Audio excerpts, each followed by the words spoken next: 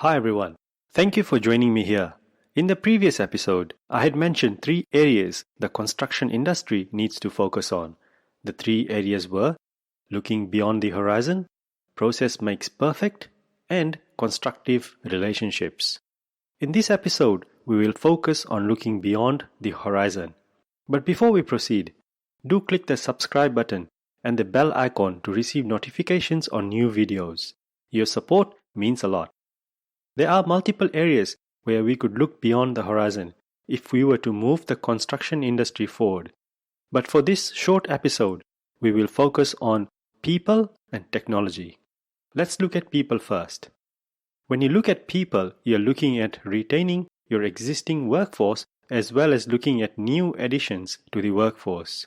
To retain the workforce, there are a number of actions the industry needs to take. The first is upskilling people. In upskilling people, we motivate them, we allow them to grow, to contribute, and be of significance. This aspect motivates people and gets the best out of them. Things like equipping people with leadership skills, deepening their technical expertise, and giving them a variety of projects to work goes a long way. And lack of opportunities to grow is one of the reasons why people leave the construction industry. And that brings me to the second action, which is to keep the industry attractive. People enjoy being part of progressive companies and industries that look at new and smarter ways of working, industries that simplify work and modernize. We don't realize, but this keeps people engaged and involved. And in the construction industry, engagement also comes in the form of giving people the foresight of future work, giving them certainty as projects complete. Something a lot of family-oriented workers greatly value, and something many other industries have to offer. I agree, companies don't control this. It needs to be factored in when major infrastructure projects are planned. The third action is to look after the health and well-being of the workforce. Construction work is physically and mentally demanding. Add to that stress that comes with working on tight budgets and schedule, the climate, travel, and attention to detail, especially in terms of safety. Establishing a culture that understands and supports health and well-being of the workforce is essential. In terms of adding more people to the resource pool, the industry has a lot of opportunity with apprentices. A lot more can be done on the gender diversity front, and if we addressed the actions stated earlier on improving retention of staff, the industry will be attracting workers from other industries to construction also. Let's move to technology. What actions need to be taken on the technology front? Firstly, reduce the complexity and problems with current technology platforms. There are many organizations that continue to live with waste in their processes, driven by systems. In successful organizations, technology platforms and systems support the process, not the other way around. Secondly, invest in new technology to solve problems in critical areas of your organization.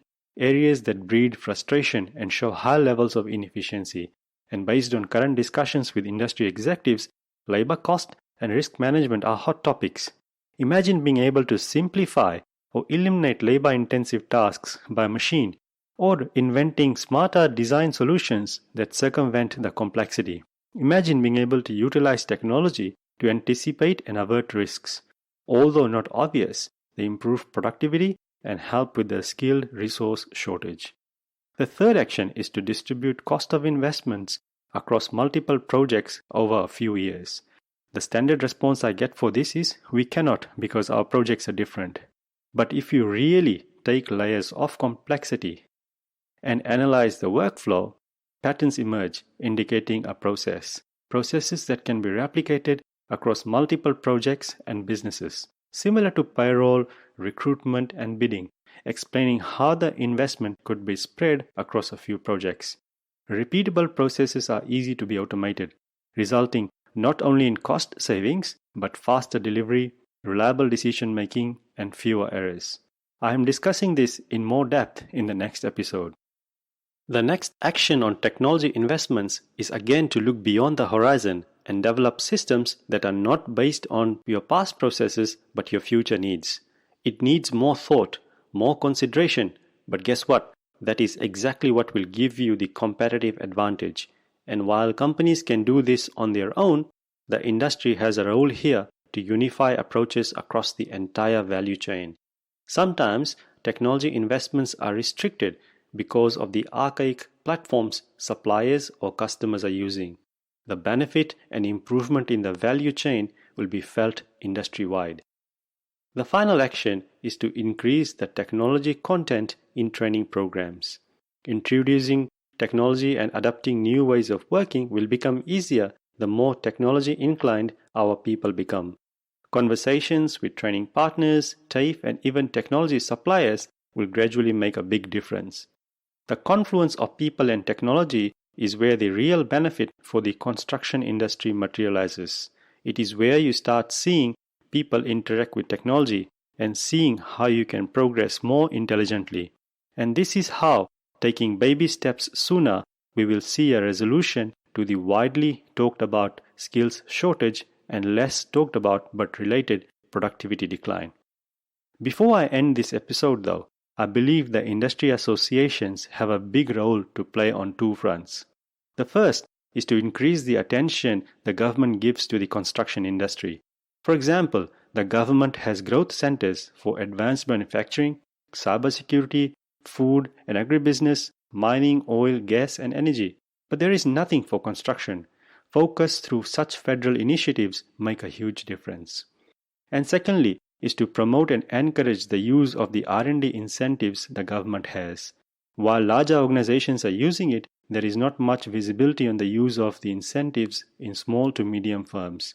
A contributor possibly is the inability of the contractors to focus on R&D and innovation, but that is where the industry groups come in.